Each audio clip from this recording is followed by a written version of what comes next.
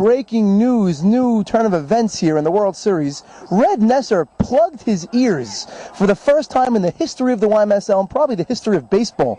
The pitcher put cotton balls in his ears. I guess the noise of Saban is really getting to him.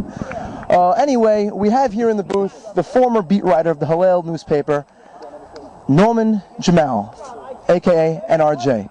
Norm, you haven't been in this league for 2 years now. Tell me, what's your take on the World Series, Game 5, going to sudden death? First of all, Sam, I want to thank the producers and, of course, the channel for having me on today.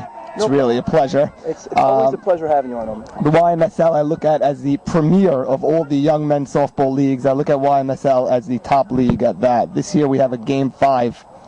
The score in the World Series tied at 2. 3-2. The score in the game, 3-2. And we have a rip. That might be a gapper that drops in. Gets into the gap, he makes an error, rounding first. And is that Yedid running? Yedid in as a stand-up double. Wow.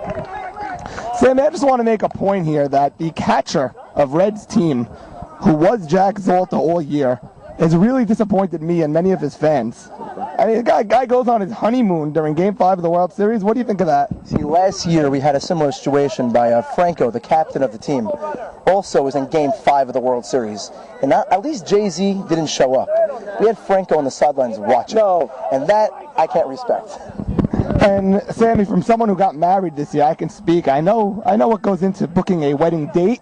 And I really think both Franco last year and Zolta this year really dropped the ball. I mean, you got 10 other guys on a team that you got to answer to in the locker room. See, this is going to be a tough one because you have a very interesting mix in the locker, and I have Labo catching, and I don't know how Labo's knees are going to fare with the catching and duties of today's game. And Sammy, we got a singles batter up now with Yedid, a slow runner at second base. We may have a pivotal play at the plate right here, and I guarantee you all 9 guys in the field would like to see Jackie Zolta behind the plate, and he's not there.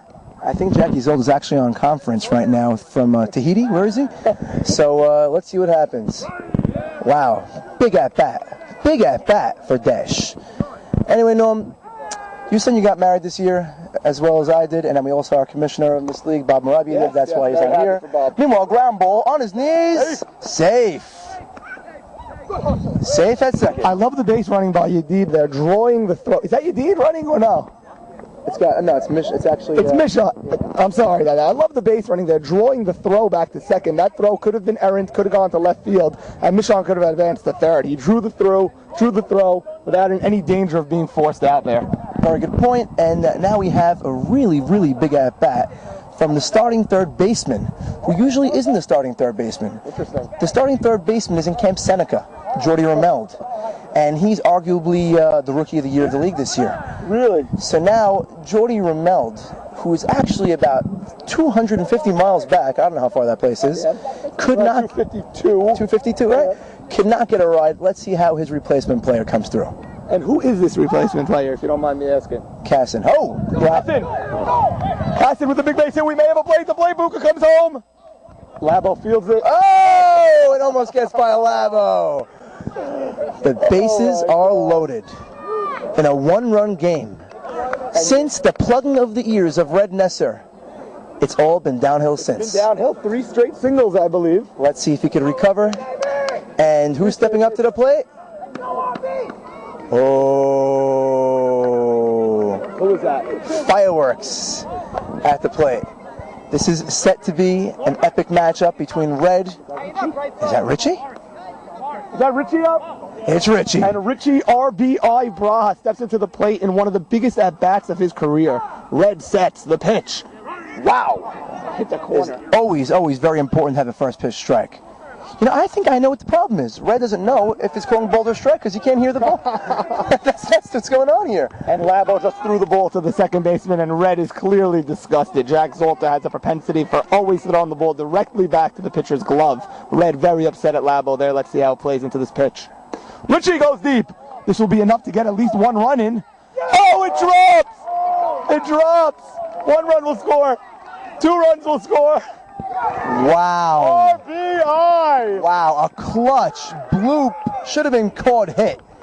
Right in between the center fielder and the right fielder. Each team takes a 4-3 lead. Unbelievable. That is a tremendous at-bat.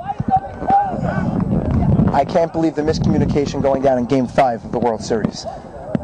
4-3. They went in between both batters, and it just dropped. Yeah. Let it go. Center fielder didn't call it, right fielder didn't call it, bam. All right, we have first and second, nobody out. 4-3 game. Credit Richie with a sac fly and RBI, and an error on the right fielder they're giving it to. No, there's no sack. That's a regular hit. In softball, we have no errors. I understand, but okay. For those of you scoring at home, okay. We have the ASA official scorer here on hand. Strike one is called. Again, I hate to reiterate this point, but since the plugging of Red's ears, it's all been downhill. And Labo really getting beat up behind the plate again. Labo's shirt that he's wearing is from 1974. You could see every ounce of his body and every grain of hair. Let the pop up. Here it comes that way in the boat. It's gonna drop. He let it play. Is it fair? Oh my goodness. Sammy, he let the ball drop. A big. And instead of letting it go. Oh, here it comes out with the run scores! Oh my goodness. Wow! Just one big miscommunication after another. And this is not a way a championship team should react. And the tides have turned, and so has the momentum. Sammy, people say the catcher position isn't important. Well, it's funny you say that because I'm actually talking right now to the starting catcher of the defending championship tournament team on Sunday. How do you feel about that? I'm real excited to get back into the thick of things. I haven't played softball in a couple of years because of shoulder injuries and prior engagements, and I'm very excited for Sunday morning to get back on the diamonds.